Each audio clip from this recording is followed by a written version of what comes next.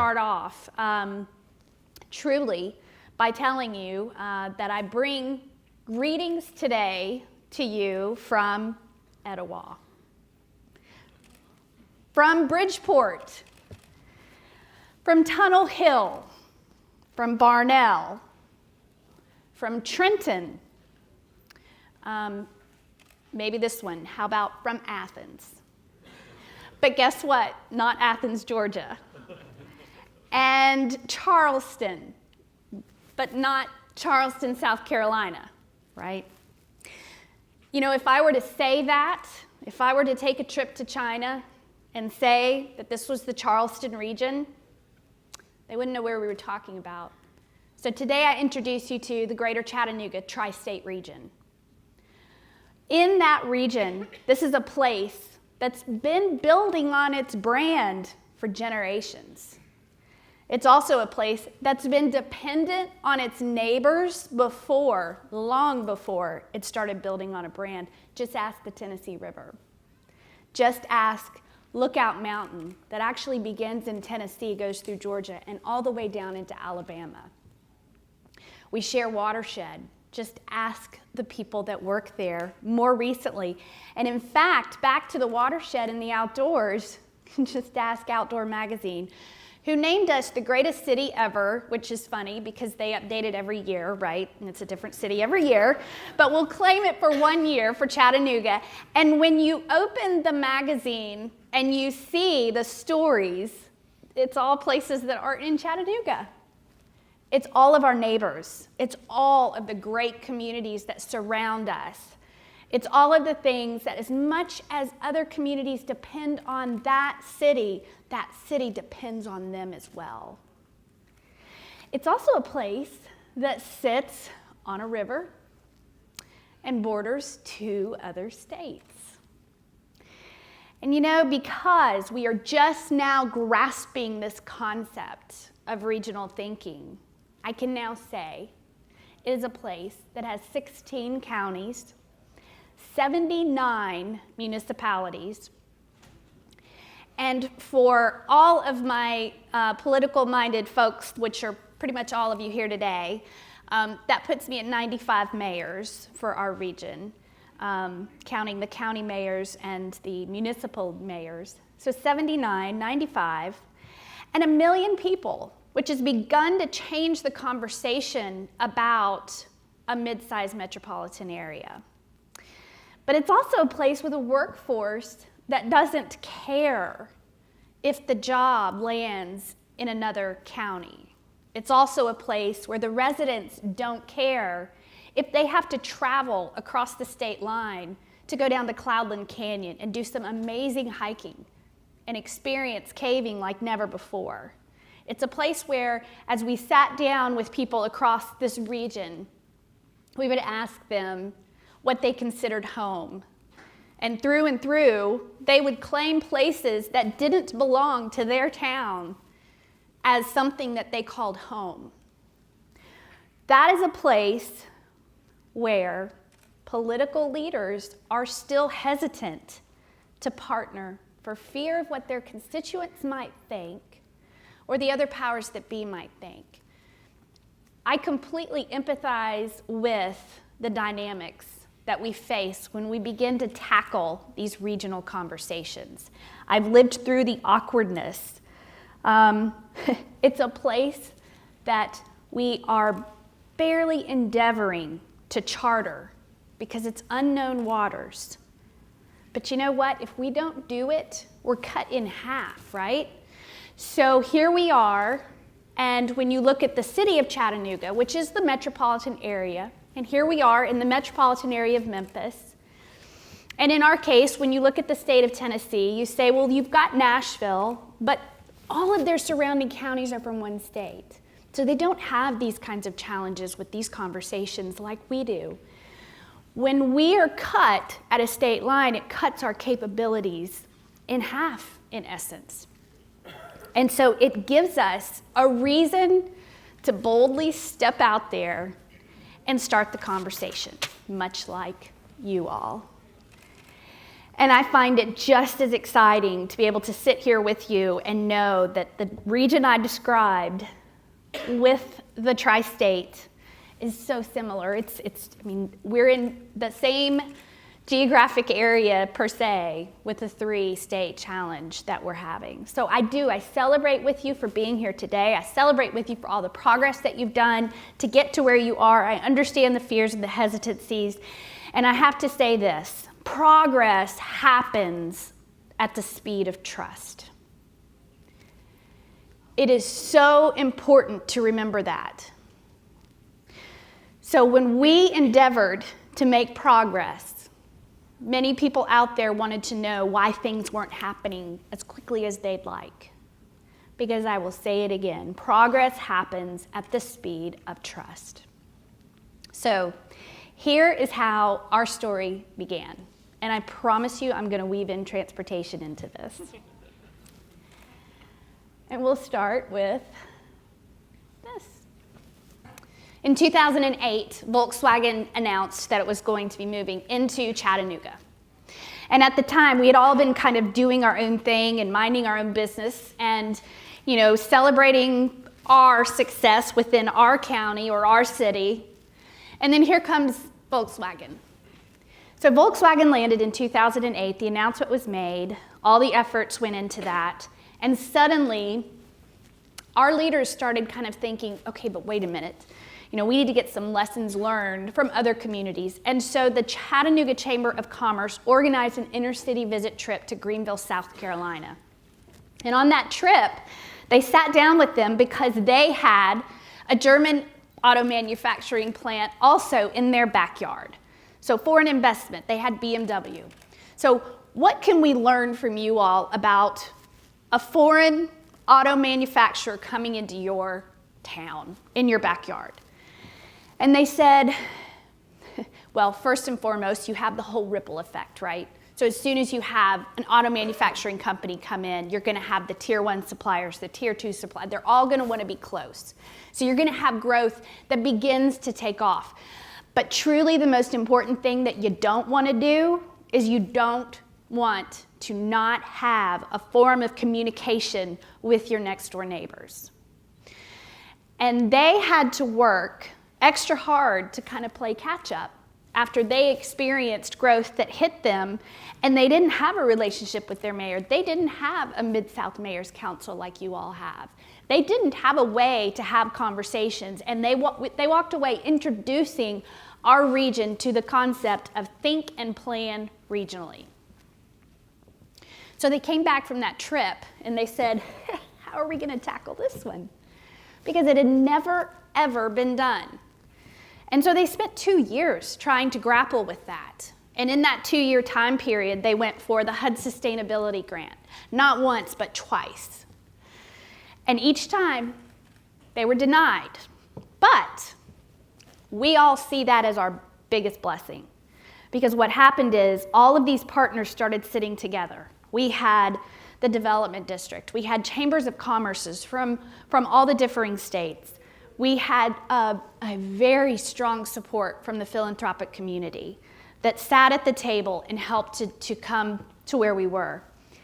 And so when we didn't receive the funding, they knew that this was too important not to do. And so they went through a fundraising effort to launch it themselves. And so as a result, we ended up with a third funding from local government. A third of our funding came from our private foundations, and then a third came from the business community. And in doing that, we had the ability to decide what we were going to do, regardless of what constraints federal funding might put on us. I think we all know about that. And so as a result, it was launched.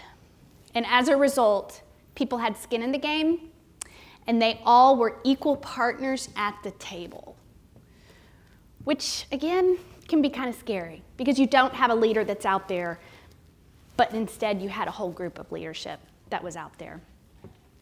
But what kept us going? We had Volkswagen, We also had other companies and industries, and I should have thrown more slides in. Over the course of the 4-year period of the recession, we had $4 billion worth of new business investment that was made from 2008 to 2012. So we kept seeing these new things coming, and for our size, the mid-size, it was a big deal. And in fact, it was probably more because we still weren't quite yet functioning as a region, and so there's probably some investments that weren't counted in that $4 billion. There's probably additional. And then at the same time, we also had growth pressures coming our way. And these are all growth pressures you all know. You know, we had the growth pressures of transportation, what I'm going to talk about today, and the fuel system, the fuel tax system that continues to decline. And we don't want that to deter us from becoming the best that we can be. It shook our leadership at its core. Ripple effects can be good, but they can also be bad. So we all know in this room, when the feds and then the state, when they are down on funds, then the first slide on the far, far left is an article that ran about our county roads crumbling because there was no funding, right? And then the next is Georgia. So I-75 that comes up through Georgia, GDOT says to them, we have no money for this. And that's the gateway into the community, into the region. They're not going to touch it. And it also, obviously, growth pressures aren't just going to affect your infrastructure, it's going to affect your education system as well. And so the schools were beginning to have a very hard time keeping up.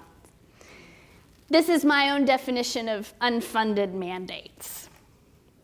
Because you have a situation where you have worked your tails off to get your region, your city, your county, your community in good shape.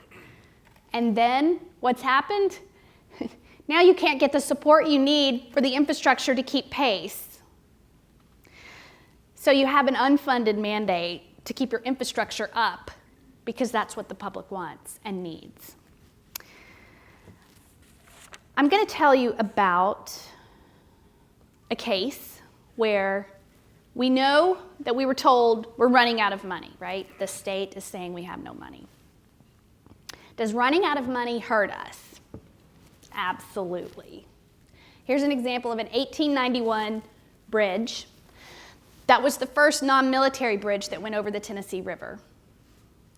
And it was a gem, and it was useful, but guess what? There wasn't enough money to keep maintaining it and fixing the issues that it had. And so in 1978, it closed down, shut down, no more transportation. In fact, it's closed, keep out, don't go near this bridge. So for almost a decade, it sat like that. And no, it wasn't federal dollars that bailed this situation out. It was actually started by a group of citizens that got together. And it came out of an enormous planning effort that was just about where do we want to go? What are our issues? Where should we be doing? What is something tangible that we can grab onto? There's one. And so the group of citizens grabbed on to this project and raised the funds. And today that's our Walnut Street Bridge, which opened up connectivity from one side of Chattanooga into the other side and opened up economic opportunities that turned what is called the North Shore side into a boom that it is today, as the other side, the riverfront side, was also. And there's another shot. So more things happened. Coolidge Park. All of these things resulted as a result of bridges, just a bridge, and turning it into a pedestrian connectivity. So we do know that transportation can drastically affect our economy. And we also know that maybe sometimes too much infrastructure in the wrong direction can also cause issues. So we know Atlanta has expanded those roads, and as they do, they're still the third worst commute in America. And actually, this was from 2010. So maybe it's better. You guys think it's better now? Maybe they're number one. In that article, it mentions that only 13% of Atlanta commuters use alternative transportation or commute to get into the city. But that's Atlanta, right? That's not us. We're not going to be like that. Do you guys remember a song that said, "All roads lead to Nashville, Music City, USA"? That jingle plays in my mind. It was a long time ago. All roads seem to lead right into Chattanooga. And our problem is, because we are a tri-state region, one highway in particular, 24, leaves us like this quite often. And I hear laughter because I would imagine many of you have been stuck in that. If you try to get from Nashville down to Chattanooga, this is likely how it's going to go. And do you realize that when you're doing that, you actually go through 2 states? Because there's that little tiny clip that goes into Georgia. GDOT is not worried about that little tiny clip. They're more worried about the former slide I showed you. But does it affect our region? Absolutely. Absolutely. Without conversation and without looking through a new lens, this isn't going to change, right? This isn't going to change. So what did we do? We started a very intense listen and learn process. Because when we launched, we said, we can't have a bunch of folks sitting in a room and determining this is exactly what we need to do. We need to first and foremost go out to the region and talk to the people and find out what they love most about their home communities, and then what issues they felt like we needed to work on. Because I certainly didn't want to go over to Polk County, Tennessee and say that transportation was an issue. Well, that's a really bad example if anyone knows that dynamic. But to go to another part of the state and say transportation is an issue when it's not to that part of the state. You have to find something that everyone in the region can resonate on.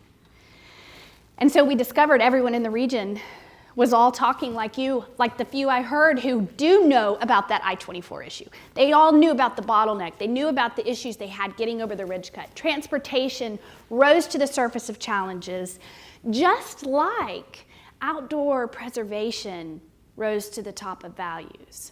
So now you take these 2 things and you say, okay, how are we going to solve this without destroying the environment, without destroying our outdoor beauty, and then while also helping people and products move more efficiently around the region? That began a conversation that led us to a year-long listen and learning, data collection, and who you're looking at here is Connie Vaughn. She's with McKee Foods, and we had industry step up and chair that committee in particular. Because obviously, logistics is very important to moving the little Debbies around. If it didn't get to you here, it came on a truck, right? So you gotta get them here. How are you all gonna access our asset of little Debbies? Transportation's gonna get there. We had not an easy time. Because once we identified that was the issue, one of 4, and you'll see what all of our 4 are, and I could talk at length about all 4. When that became one of our issues, it wasn't easy to get these folks in the room because they don't traditionally speak. GDOT does not talk to TDOT. It goes on, but you know what the reality was? We have a workforce that is traveling in and out of every one of our counties, regardless of where they live or where the job is. So what you're looking at is just one of our 16 commuter pattern maps. And with each of these maps, it showed that the people were driving in and out to work every day for where the job was. That begins to transform the conversation because these people are not just driving because there's a road. They're not just getting on the road, right? They're driving because they're trying to access the job. And the counties that I heard talking about the issues that they were having with job creation and the lack thereof, their residents are accessing the job regardless. It's just got to be within reach. And we have to do what we can to make it accessible to them to get it in reach. We learned transportation simply does not exist for transportation. Transportation is the enabler of a prosperous economy. That's how you begin to change the dialogue. Transportation can be the conversation, a regional dialogue. When you looked at that, starter of that, when you look at the former map, and then you look at this one, you begin to see the disconnect, because all of those squiggly lines on the screen are all of our 3 metropolitan planning organizations, long-range transportation plans. And within those, for the very first time, we put them on the same map to just look at what we were doing to solve the issues. Never been done before. That in and of itself is progress and a beginning. And when we looked at that, we realized after we pulled together how much was accounted for projects that were on the list but slated for the next 20 years. It amounted to almost $5 billion. And then the unfunded projects that are visionary or illustrative only were another nearly $5 billion. So I had fun going around the region and talking about the fact that our transportation issues were really a $10 billion problem to solve, and nothing on that map showed any coordination. The point of having regional dialogue is to create more efficiencies that wouldn't happen without these conversations. And it's no fault of any one of those MPOs because it is the way that we are structured. But now we have to look at things in a different light because of the issues that we know continue to come up, such as there's not going to be $10 billion to fund all those projects. And even the ones that are, it may not be 20 years before you see one actually break ground on construction. We know that technology is changing, and we don't want technology to dilapidate us in the same way that the bridge picture is dilapidated. So what you see here is the amount of fuel tax that's collected as technology gets better and our cars run more efficiently as well. And so transportation solutions, however, when they are traditionally discussed, are really behind technology. Just drive down the interstate and look at the phone that's on the side of the interstate for you to pick up and call if you're stuck on the side of the road. How many millions of dollars did that take when those are not even needed today? So we have to be ahead of technology that is transforming the way that we talk about our issues. And we've already heard it today. Driverless cars are a reality. 3 years ago, somebody told me that and I thought they were crazy. And now I'm the one that is crazy because it's going to happen. It's already happening. That's going to change the way that we move. Fuel efficiency is real. This is real. So how can bringing people together lead to transformative change? You know, we've been talking about just convening conversation and power in convening conversation. So let me introduce you to Brittany. This is Commissioner Brittany Pittman. She is the sole commissioner of Murray County, Georgia. And I don't know if we have any sole commissioners here, but what an interesting, because she's the only one that runs the county government. Murray County is up on the far southeastern side. It has no interstate, it has no river, but it does have rail lines. Commissioner Pittman began joining us in our conversations, just like you guys. She just started showing up. And as we uncovered all of these issues, she heard about the challenges we were facing with transportation.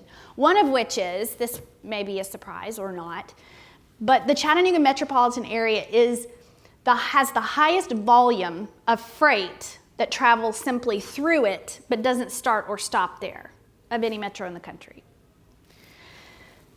And you have to think of 75 being a thoroughfare and all the ports and everything.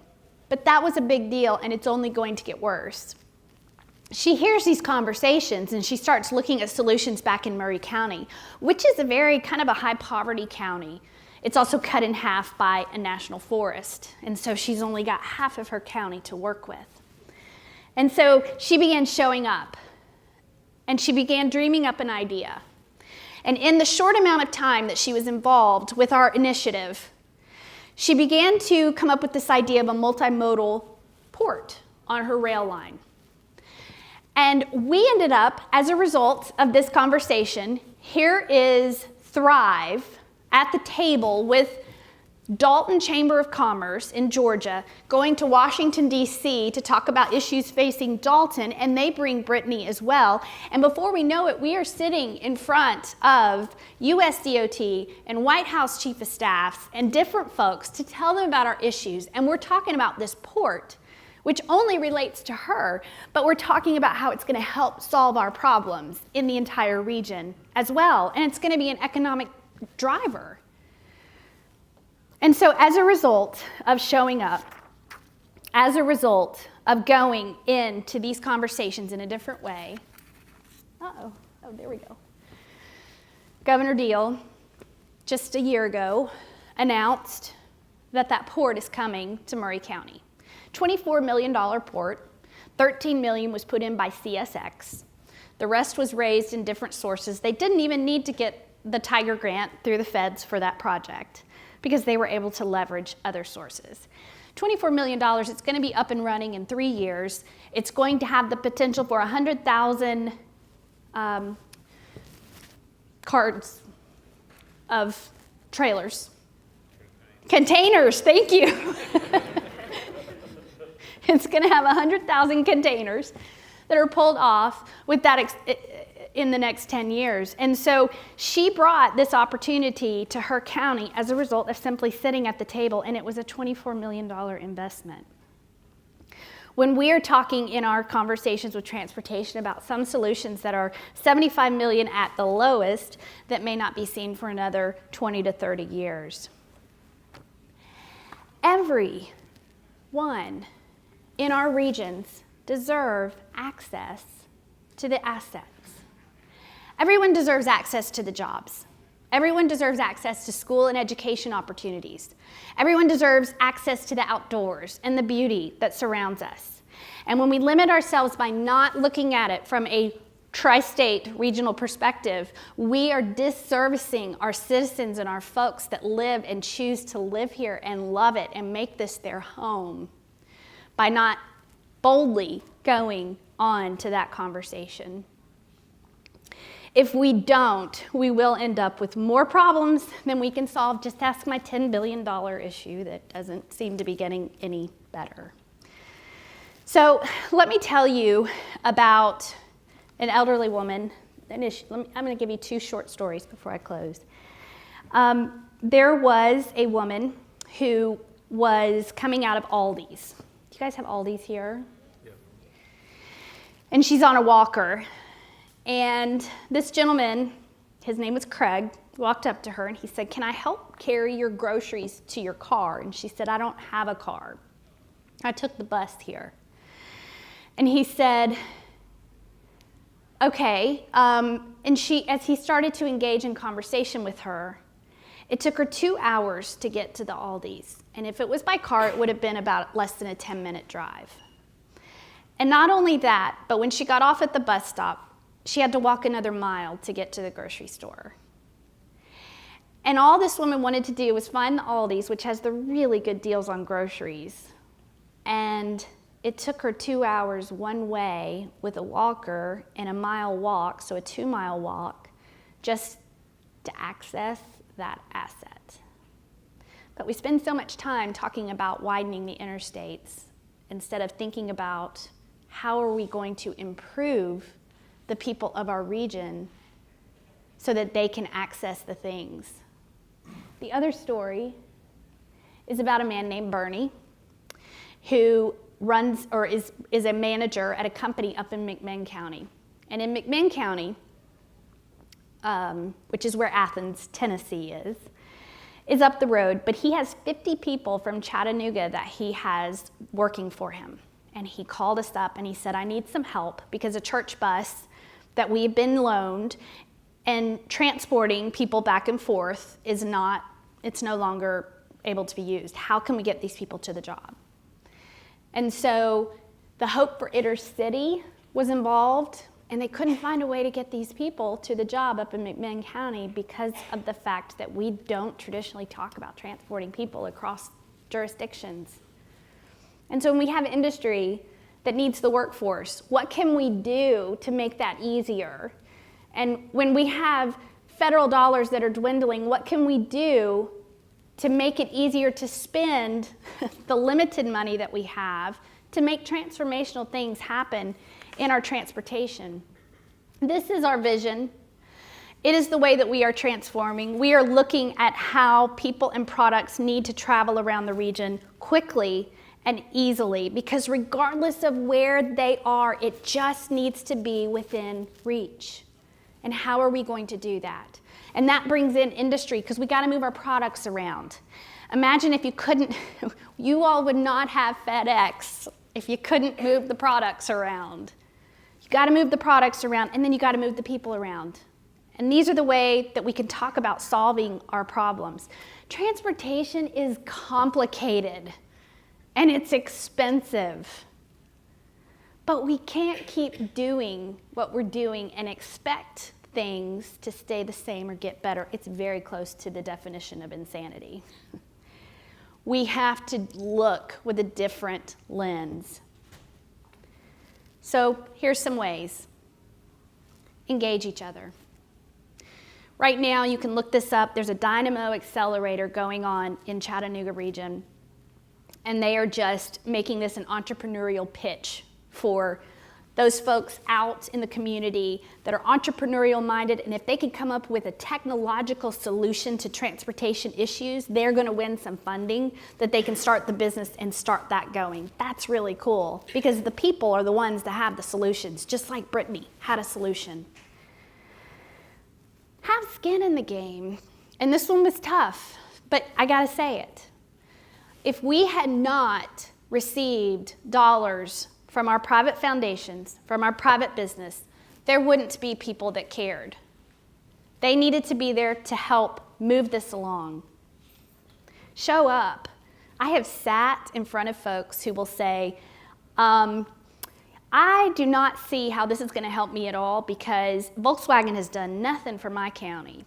And I've said, we are inviting you to the table. Have you showed up? You have to show up. All of you show up. That's why you're here. And that's why I celebrate with you today, because you will be the ones that come out winning in the end. Stop fearing the unknown.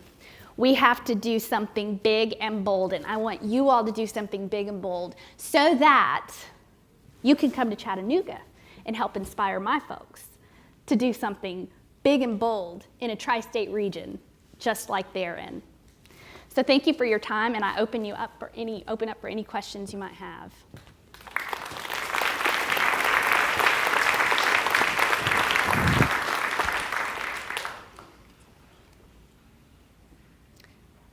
Yes? How are you funded? That I touched on a little bit.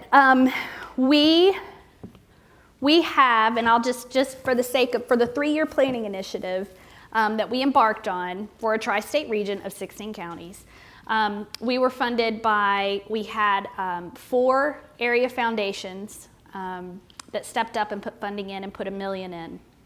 Then we had the city of Chattanooga and the county, Hamilton County, that each put in $500.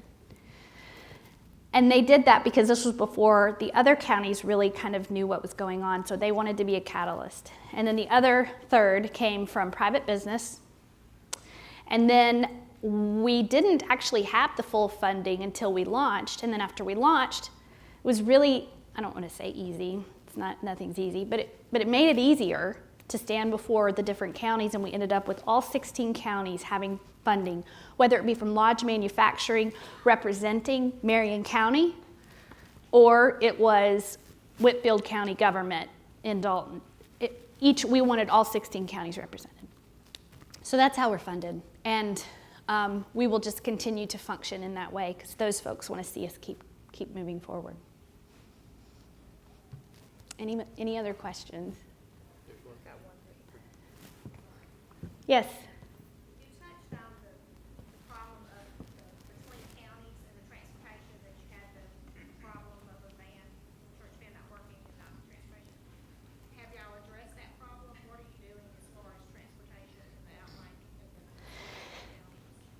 that right there is exactly what something such as the Dynamo Accelerator can help do. Which I don't have anything yet. No. If I had Lisa Marignano, who is the head of our she's with CARTA, I think yours is MARTA, she will talk about those constraints of, how can I can't get past that jurisdiction even though the employer is over here or the employee is over here. And so we have to work on something on a much broader scale to bring some substantial change to allow us to access those employees and bring them back to the jobs, whether it's coming or going. But that's a battle that we have to fight. We have so much work to keep doing. It's worth it to keep moving forward, and progress happens at the speed of trust. So it's going to take a while, but we have to keep making progress. And that conversation definitely needs to change. Yes? Oh, there's a microphone. Hi. Is there a role for UT Chattanooga or the other universities in the region? Yes, and I'm glad you asked that question. UTC houses all of our data. They are, through their GIS department, they have been instrumental. Actually, one of our private foundations, for 2 years prior to Thrive getting launched, funded them to completely put together the base data for all of our 16 counties.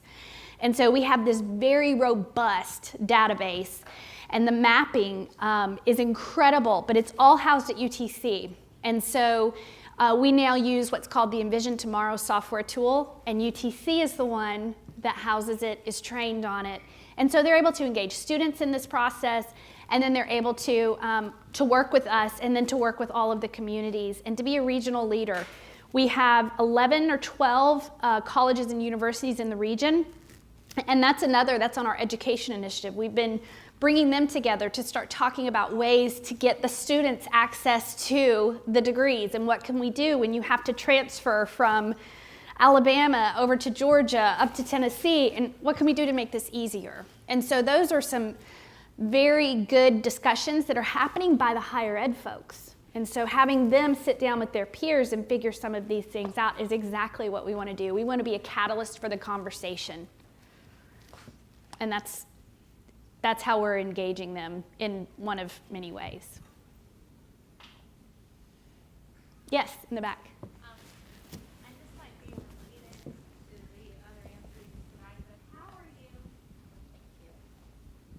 How are you showing return on investment and basically pulling data together to show that in fact the region is better off because of this? That's a great question. How do you make the intangible tangible? I don't really have a good answer at this point. And I don't say that because I can't come up with one on the fly, but what I will say is we're going to hope, we've just launched this, and so we will have things like the Murray County example, our open space. We have the base data, so we'll be able to see if education attainment starts improving. We'll be able to see if our amount of open space stays the same or may even get a little better. We'll be able to see how our job investments are made, which will be an easy one because for the first time we will be working as a region on economic development. And so how much have we been able to bring in? Before these conversations, you would have a prospect call one of our cities, and if they didn't have the land, then that prospect left and was gone. And so we are predicting that by having these conversations, that now there are new relationships that were formed between economic developers that didn't know each other, and now they have the trust to pick up the phone and say, hey, let me hand this off.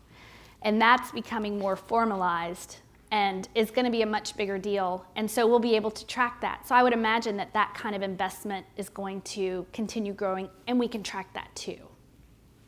And that's just one of a couple.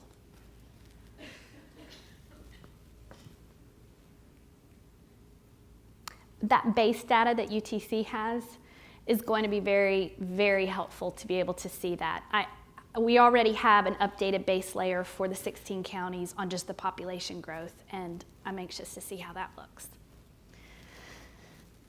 Any other questions? Thank you very much for your time. I appreciate you having me here.